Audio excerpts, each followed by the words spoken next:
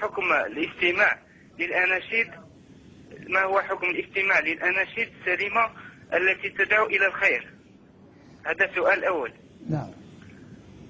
والله أنا موقفي الخاص بي، أنا الأناشيد هذه يعني عندي فيها توقف، لأني أخشى أن تكون امتدادا للسماع الصوفي، وأخشى أن تكون مشغلة عن التلذذ بالقرآن والاستلذاذ بتلاوة ودبره، عن التلذذ بالقرآن